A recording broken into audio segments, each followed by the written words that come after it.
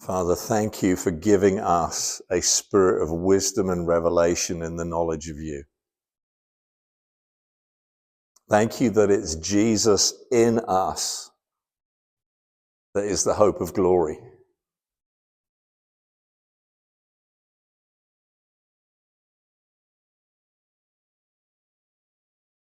We welcome you. Speak to our hearts. Open up our minds.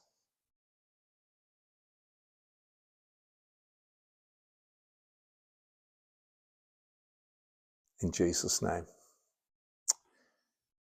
Amen. Now, I was thinking about something that happened to me a few years back, which I hadn't particularly planned on sharing tonight, but it was going through my head again. I'd gone to on a mission trip, and I was invited to share a little bit at a Friday lunchtime prayer gathering. And as I was there, and I knew I was going to talk to a group of folks who were the kind of the praying core of the church, I remember just having these two pictures that came more or less back to back.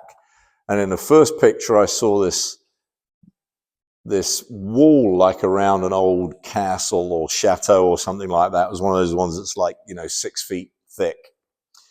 And at the base of the wall, there was somebody, and they had one of those little hammers, not the full-size hammers, but like a small hammer, maybe, 8 inches long, just with a small head on it. And they were on their knees and they're banging the wall. And they're just faithfully hitting the wall and hitting the wall and hitting the wall and hitting the wall. And it doesn't look like it's doing anything. And then it was like the picture I had, I sort of backed up a little bit. And as I looked, this wall kind of went around in a, almost like an oval shape, but it kind of went round. And as I looked around the corner to the right, about maybe 15, 20 paces from where they were, but out of their line of sight, there was a door in the wall. And I felt like what the Lord was giving me to share that day was, you don't have to break the wall down. You can ask for a key of revelation that will undo the door and you can walk through to the other side. And I think that's part of what we want to be thinking about and talking about tonight is, the enemy gets us locked into ways of seeing and ways of thinking. And then we feel like we've got to break down the wall. And sometimes the Lord wants to go, well, actually, I can give you a really easy way to do the same thing. How about we save you a decade? So I just want to throw that out there. Like I said, I sense that we should do something a little different in this gathering and take time to explore what the Father has in store for each one of us personally. It's a shame. It should have been 2024, right? Because Explore in Store and 24 would have all worked together, but I'm a year late and $1 short or something. So I'm going to teach a little bit and kind of share the word that I had for the year that most of you've probably already heard online already. But I mostly want to open up a little space for you to do some listening and dreaming and discerning priorities and what the Lord is speaking to you about the year. So my hope is that you come out with clarity and a few kind of big pieces, not some big long list of stuff that you feel overwhelmed and done in by. We've had too many of those over the years. Let's not do that again. And I would say don't worry too much about the discerning part of it. Is this just me or is this the Lord? All of that will come out in the wash as you process forward from that point. And that'll make more sense later. Allow him to speak to you from the inside, from your heart, as well as from the outside. So I have a couple questions that I want to use to set the stage. And what I'd like you to do is grab one other person, find a little bit of space to spread out, and then take about 20 minutes to get to talk about these two questions, because they're big questions.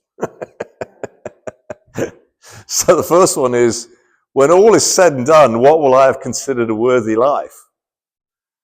And they used to do a thing around mission statements with Franklin Covey, and they would say, picture yourself at your funeral and what do you want to hear people saying? And then they kind of wised up that that was a bit too heavy for a lot of people. So then they started saying, imagine yourself at your 80th birthday party. What do you want to hear people saying about you? So just do what you need to do with that. Unfortunately, it feels like 80's got closer than it used to be. But when all is said and done, what will I have considered a worthy life? Because that should give you some sort of a true north to move towards, and some of the other things that will probably fit in with that, or it might give you some details around that. And then the second one, Father, in what ways do you want to pour your favor over my life this year? Just where should I anticipate that you're going to move so I can be ready, so I can catch that? Because when we receive prophetic insight, it gives us a capacity to move in prophetic time, not normal time. Right? Because otherwise all you're doing is you're moving at the same pace as everyone else. But when the Lord speaks to you prophetically, it means you can start to move in a direction before anyone else knows that's the direction to move in.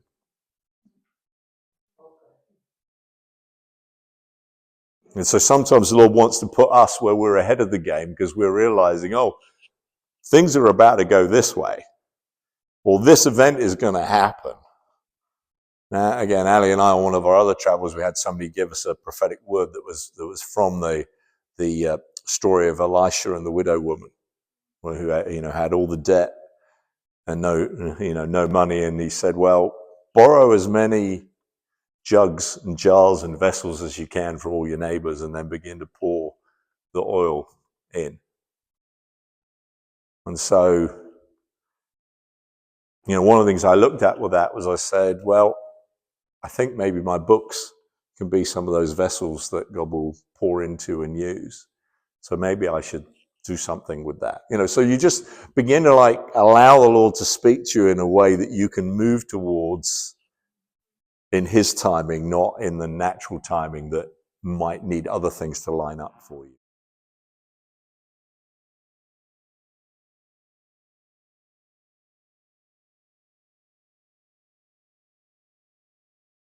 So the next step, not that we're doing that right now or tonight at all, would be, so what goes before that? Like to have a funeral procession that goes around the block. What does the next however many years look like to bring you to there? Or to have kids who still want to hang out with you as an adult, or to have a deep relationship with the Lord, or whatever it is that each one of you wrote. There are things that would point towards that, right? When you're describing the end that you want, and there's a path that's going to lead you towards that, or there are other paths that will probably lead you other places.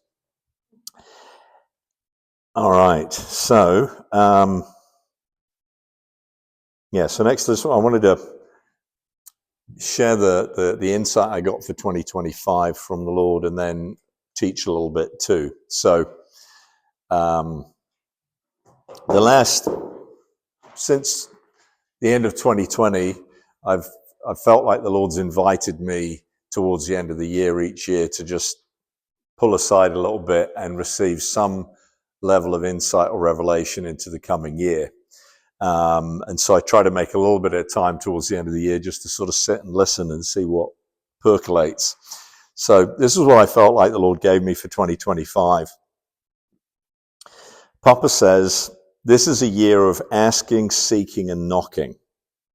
But do not be content simply to ask and go on asking, to seek and go on seeking, or to knock and go on knocking. I challenge you to perceive when I'm handing you the things for which you asked. I challenge you to discern when I bring before you the things for which you've been seeking. I challenge you to recognize when I open the doors on which you have been knocking. Beloved, my promises to you are not mere empty words. Expect me to fulfill them. When you ask, look for the provision. When you seek, expect the answer. When you knock, anticipate the opportunity. Do not be lulled into a false spirituality that makes everything harder and more drawn out than it needs to be, as if everything always has to be hard. That's not warfare with the enemy. That's a stronghold in your thinking. Lay it down. I know what I've made you ready for and when the timing is right. And I am declaring to you that this year can be for you a time of breakthrough, a time of increase, and a time of unprecedented expansion. So lift up your eyes and ask what my favor poured out on your life this year might look like. Understand that you won't be able to grasp anything like all that I have in my heart for you, but at least doing so will cause you to look up above the limitations of your circumstances and in my direction. And I will take that simple act of faith, lifting up your head, and make it my beachhead for the coming year.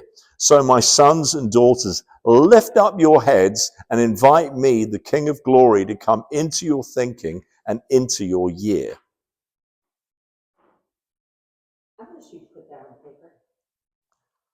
I can do that. It's on the Facebook page from our church, but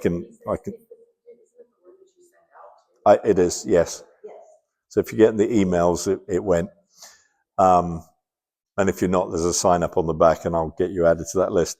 Now, most of you are going to recognize that prophetic word is drawn from the words of Jesus in the Gospel, specifically in Matthew 7 and then Luke 11. So I want to read from Luke and then just make a couple of observations. Luke 11, 9 and 10 say, and I tell you, ask and it will be given to you, seek and you will find, knock and it will be open to you. For everyone who asks receives, and the one who seeks finds, and to the one who knocks it will be opened. Now, while that language that's being used is mostly repeating the same kind of thing for emphasis, I think it also implies greater levels of intentionality. Because when I think about our everyday experience, in my mind, it goes something like this. Just asking doesn't require much from us.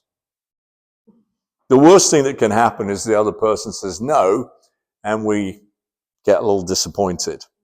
Seeking requires more effort. We will need to expend some energy to search. And we might not find what we're looking for, and we might waste our time. So we risk being frustrated as well as disappointed. Knocking requires even more effort. We probably have to travel somewhere to knock on a door. And we risk not only disappointment and frustration, but actual rejection if the door remains closed. And that's an altogether harder thing to navigate. Now, because there's both effort and risk involved, Jesus encourages us that we'll be rewarded. We will receive, we will find, and the doors will be opened. But I want to suggest a slightly different interpretation of those promises than the one that I've heard most of my life. Now, I know this might mess with some of you a little bit, but stay with me if you don't agree with me at the end of it, because you think I'm not doing justice to Scripture. That's fine. You can set what I'm saying aside. But I'd like to suggest that Jesus is not promising us 100% success for every ask, every seek, every knock. He isn't saying, just keep on persevering and you will always get exactly what you're looking for. I mean, seriously, let's be honest. Is your experience anywhere near 100% of your prayers get answered exactly the way you hoped? Because mine isn't. Now, I don't want to make my experience the way I interpret the words of Jesus on its own. So there's got to be more to it than that. But in my experience, what happens with that is if I understand it that way, that if I ask, if I seek, if I knock, 100% of the time I'm supposed to get the thing that I'm asking for, seeking, or knocking on, then I end up with those promises becoming really discouraging. Because I start thinking, why isn't that my experience? Why is that not happening to me? I start wondering about all the prayers that didn't get answered the way I wanted. And that's where all the nonsense begins, isn't it? That's where all of the advice and all the books on prayer that you get. Well, pray more, Pete. Pray harder. Try fasting. Follow these steps. Do them in this order, and on and on and on and on. And it's enough already.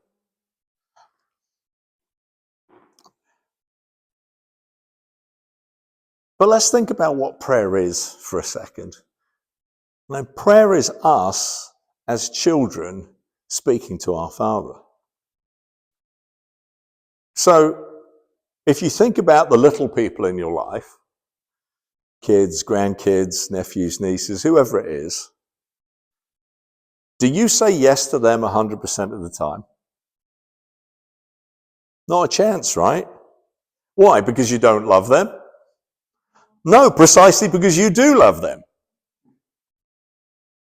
You don't let your 6-year-old borrow the chainsaw because they really want to. Doesn't matter how desperate they are or how many times they ask. The answer is going to carry on being no.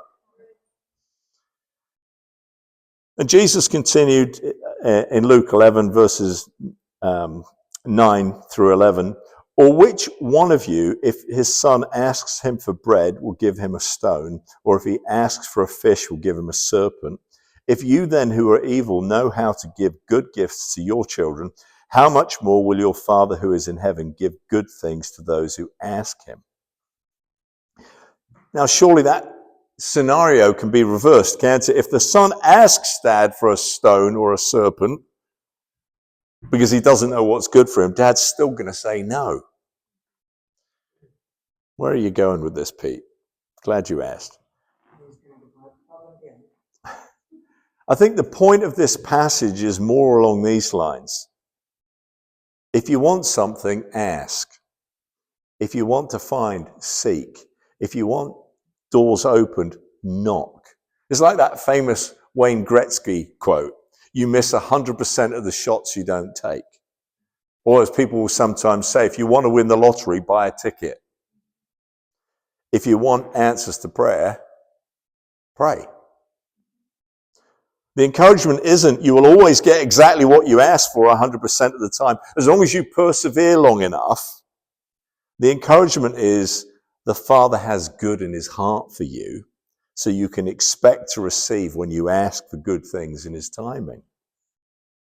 According to Hebrews 11:6, we must believe not only that he exists, but that he rewards those who seek him. If you want to receive, ask. If you want to find, seek. If you want doors open, try knocking. I mean, don't give up just because you've asked and didn't receive, or you sought and didn't find, or you knocked and the door didn't open. I mean, how many of you have ever lost something?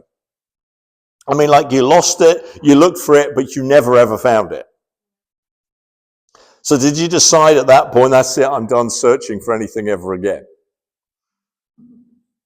Of course not. I know you didn't, because you drove here tonight and you've all lost your car keys before, so clearly you didn't stop ever looking for anything ever again. And I think that understanding the passage in that way not only encourages us to keep going, it reminds us that prayer is a dialogue. When we ask, sometimes he says, no, try again. Or ask me later. So maybe we change how we ask. I mean, don't we remind our kids to be polite quite often? And am I the only one who's ever heard people pray and thought, that's not bold, that's rude? If you spoke to me that way, I would tell you to take a hike.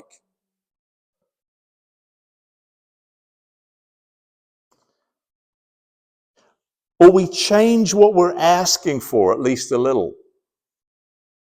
I suspect Hannah, who became the mother of Samuel the prophet, had prayed for a son for quite a while. I mean, that's the flavor of that chapter. I think it's 1 Samuel chapter 1. But one day she adds, if you give me a son, I will give him to you all the days of his life. I wonder if that extra bit was the part the Lord had been waiting for. Now, I'm not talking about bargaining with God. I'm talking about discerning the Father's purpose and committing to it up front, which is an entirely different thing. See, prayer isn't a conversation with a stingy insurance agent who's been coached to look for any reason to deny your claim. It's a conversation with our Father who delights in giving us good things. The Apostle Paul writes in Romans 8:32, "He who did not spare his own son, but gave him up for us all, how will he not also with him graciously give us all things?" So maybe if we've been asking for something for a while, we might want to consider whether we've been missing something. Perhaps he wants to give us something better. Perhaps he wants to change our hearts so we ask for something better. Perhaps he's stretching our hearts so that they're big enough to receive the very thing we've been asking for. I mean, how many of you have had that experience? You are asking God to do something or to give you something or to open a certain opportunity. And it's somewhere in that process, there is a tug of war that takes place before you are actually allowed to go do it or receive that thing. I had that happen to me several times, especially on the first few overseas mission trips I did, where right before, almost every single time there'd be some massive curveball and it would look like this thing is not going to happen. And God would always use that to stretch my heart a little bit more. How much do you really want this? What's really in your heart, son? And it was part of the preparation to be ready when we got there. So maybe there's some things going on there. So let me just reread that prophetic word, because I think it might sound slightly different now that we've unpacked that passage that it's drawn from a little bit. Papa says, "This is a year of asking, seeking, and knocking. But do not be content simply to ask and go on asking, to seek and go on seeking, or to knock and go on knocking. I challenge you to perceive when I'm handing you the things for which you asked. I challenge you to discern when I bring before you the things for which you have been seeking. I challenge you to recognize when I open the doors on which you have been knocking. Beloved, my promises to you are not mere empty words. Expect me to fulfill them. When you ask, look for the provision. When you seek, expect the answer. When you knock, anticipate the opportunity. Do not be lulled into a false spirituality that makes everything harder and more drawn out than it needs to be, as if everything always has to be hard. That's not warfare with the enemy. That's just a stronghold in your thinking. Lay it down. I know what I have made you ready for and when the timing is right. And I am declaring to you that this year can be for you a time of breakthrough, a time of increase, and a time of unprecedented expansion. So lift up your eyes and ask what my favor poured out on your life this year might look like.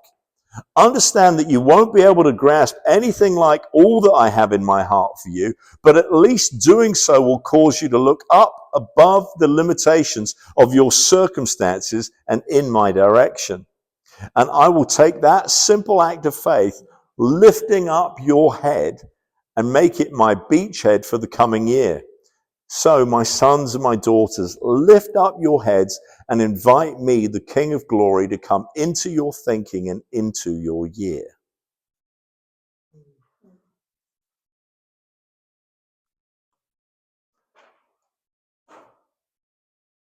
So what I want to do next is, again, just give you about 15 minutes to, by yourself, process those next 3 questions that are on the sheet of paper. What should I be asking for or about and expecting to receive? What should I actively be seeking and expecting to find? And which doors should I be knocking on and expecting to open?